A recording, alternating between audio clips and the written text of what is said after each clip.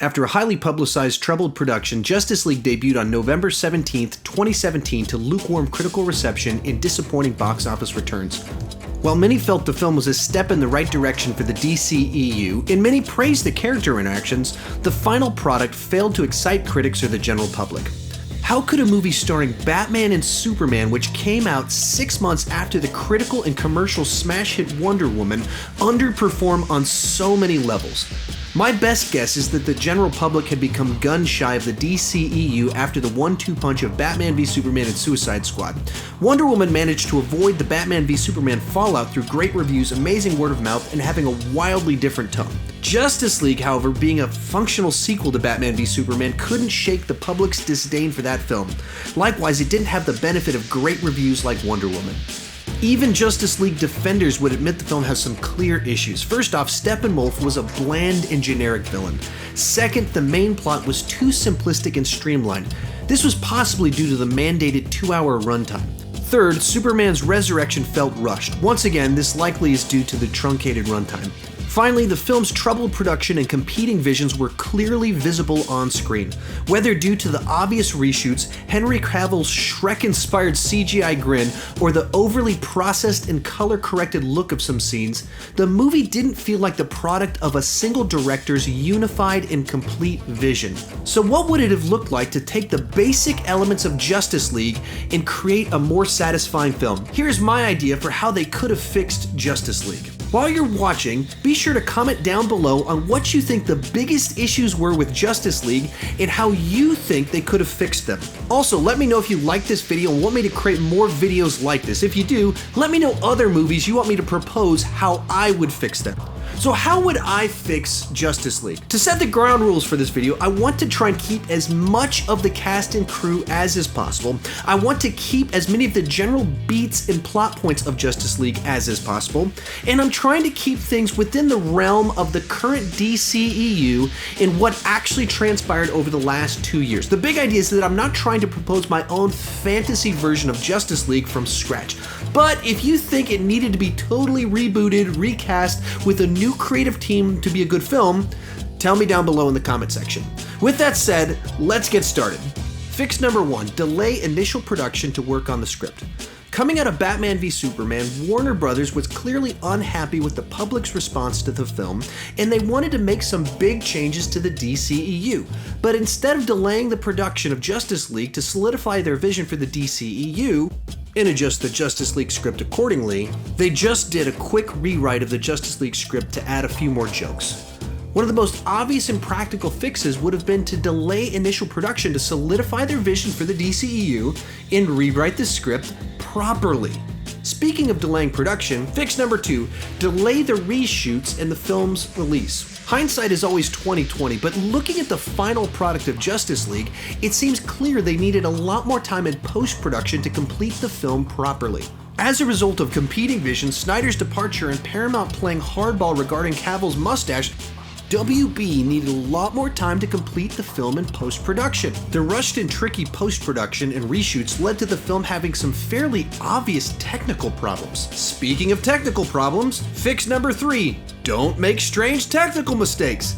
Given the film's $300 million reported budget, there's an awful lot of very clear technical issues. To state the obvious, don't do reshoots while Henry Cavill still has a sweet 70s porn star mustache. Don't do reshoots where Ben Affleck's facial hair and weight keep shifting. Don't intercut bad green screen reshoots into scenes shot during primary production. Don't run an orange Instagram filter over the entire third act of the film to lighten the color palette.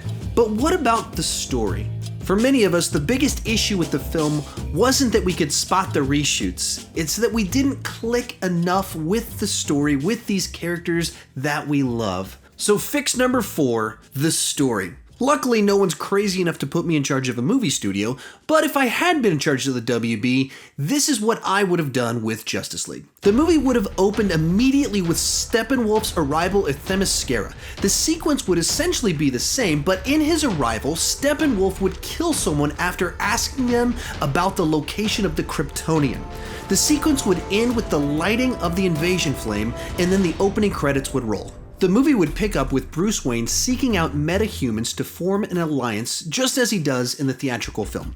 He would reach out to Aquaman and Cyborg, but both decline his offer to join the superhero team for their own reasons. However, the Flash happily and immediately joins in. Bruce Wayne is also seen meeting up with a 20-something Dick Grayson played by Dacre Montgomery. Bruce informs him he's putting together a team, but Dick isn't interested in working with Wayne again. Wonder Woman, who is off on her own adventure, would see the invasion flame and actively seek to join Bruce in his recruiting efforts. Early in the film, we would be introduced to Lex Luthor Sr., the father to Jesse Eisenberg's Luthor.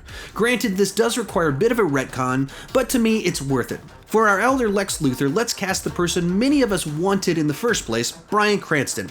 Lex Luthor Sr. is a charismatic public figure who stepped in to lead and save LexCorp after the events of Batman v Superman. However, in reality, he's a master manipulator of the public. Behind the scenes, he's been weaponizing Kryptonian technology at a secret base located near a dam. He's working to acquire ancient and alien technologies with the help of Deathstroke, his lead enforcer for his behind-the-scenes activities. The main storyline of the film would pick up when Steppenwolf arrives at Lex Luthor's base because of the Kryptonian technology. Steppenwolf is clearly seeking out the Kryptonian. Lex uses his extensive knowledge of Kryptonian technology and the mother boxes to convince Steppenwolf that with the help of his idiot son Lex Jr. and someone named Victor Stone, he can find the Kryptonian. Steppenwolf agrees. At this time, Steppenwolf's parademons take the Mother Box from Atlantis and kidnap Victor Stone, the Cyborg. Batman's mini Justice League continue to investigate the strange occurrences happening around the world due to Steppenwolf's involvement. When Cyborg is kidnapped, they begin to look for him. At the same time, Lex Jr. leads Lex Sr. and Steppenwolf to Superman's body. The body hasn't decayed at all. Superman exists in a coma-like state. They take the body to a LexCorp facility where he's placed in a black recovery suit. Batman's investigation into Cyborg's kidnapping leads them to the LexCorp facility. Before they enter, they run into Aquaman, who has tracked his mother box to this location, and he decides to join them. The Justice League enters the facility and fight their way to Cyborg. Once in the base, we learn that Steppenwolf has been sent by Darkseid to acquire the Kryptonian Codex. Using Luthor's technology, Cyborg's processor, and the mother boxes, Superman has been brought back to life and they have extracted and copied the codex from Superman's DNA. Steppenwolf also has control of the reborn Superman. Batman asks Luthor why he's helping this monster. Luthor responds, "I always choose the winning side, and I knew mankind had already lost the moment Zod appeared." The Justice League managed to save Cyborg, but Steppenwolf sends Superman to attack them. By working together, the Justice League is able to contain Superman long enough for Batman to pull out some kryptonite and totally restrain him. The Justice League takes Superman's body to his Kryptonian ship and he's placed in the incubation waters of the Kryptonian ship along with Cyborg's mother box. Connected to the Kryptonian system, Kal-El has a vision of Jor-El who informs him of his true purpose and destiny. Superman is reborn and restored to his former self. Batman and Wonder Woman explain the situation to Superman, who with his new Kryptonian knowledge reveals to them that Steppenwolf is taking the Codex to Darkseid to create an army of Kryptonian slaves.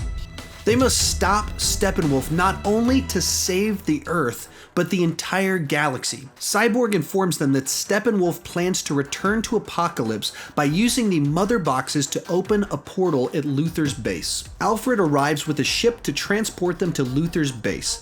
On board is Dick Grayson as Nightwing.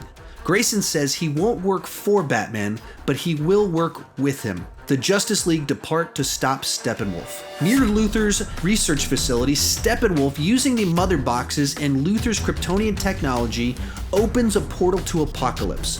He prepares to leave the Earth.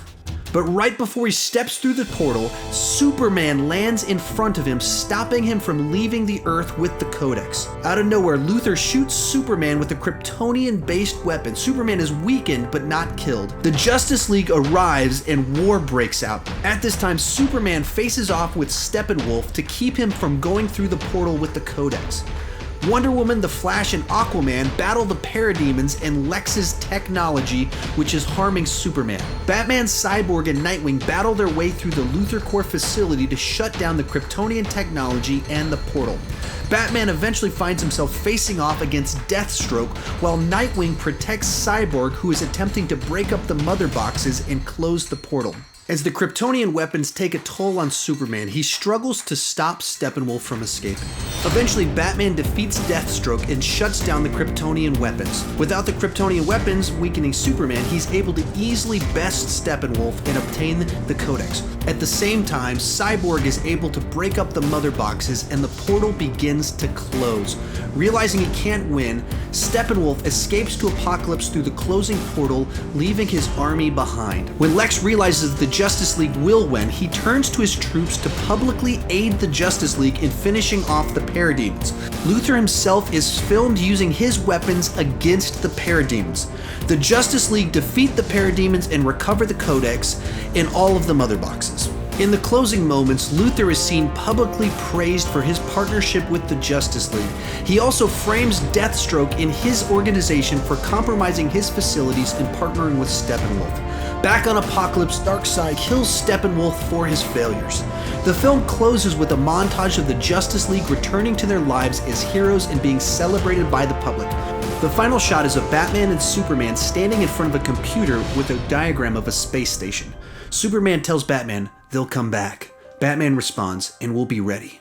All of us." The space station image transitions to a list of files of potential metahumans. Credits roll. During a post-credit scene, the Green Lantern Corps is teased. So there you have it, that's my idea for how to fix Justice League. I think it does a better job of incorporating Superman's death and resurrection into the main plotline and offers a set of more compelling villains with a more interesting plan. It also sets up multiple future sequels and spin-offs without shoehorning in unnecessary elements. So how about you? What would you do to fix the Justice League? What did I break in my effort to fix the film? Let me know down in the comments section, and let me know what you thought about this video in general. I'm doing something a little bit different, trying something new. If you're new to my channel, please consider clicking that subscribe button. I do movie reviews, TV reviews, ranking videos, and occasional editorials like this one.